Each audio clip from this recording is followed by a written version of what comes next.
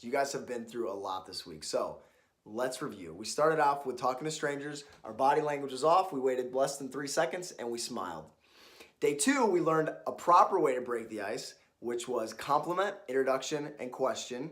And then we took it a step further on day 3 with matching and mirroring.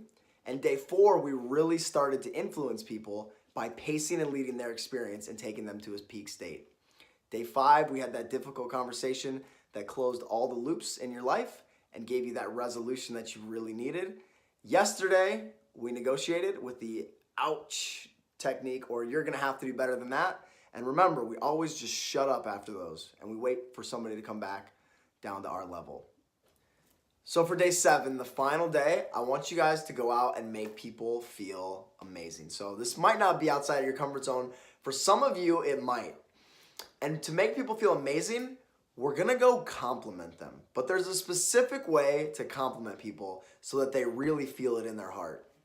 So think about, oftentimes we give compliments and they're shallow or they're vague. So we can use a little bit of our NLP skills to get very specific, our meta skills, to get even more specific in our compliments and really create the texture and the emotion within a compliment.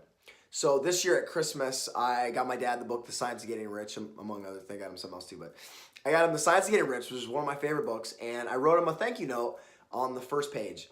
And I could have just said, you're a great dad, thanks for everything. I love spending time with you.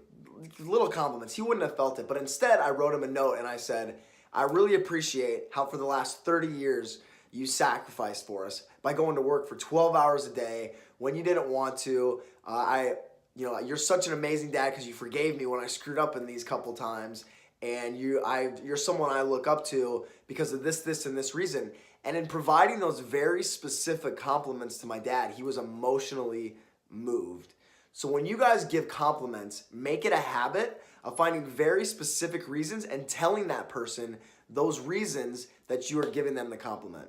If I went and told someone, hey, you're doing a great job here, they'd be like, oh, thanks. If I said, hey, the way that you have this attention to detail, it's very hard to find. You're very involved in your work. You're doing an amazing job. I really appreciate it. That compliment is 100% different than the first one. So go out, give people a compliment, make them really feel that compliment in their heart by adding a lot of details and a lot of specifics. I hope you guys enjoyed this week, getting out of your comfort zone with social interactions.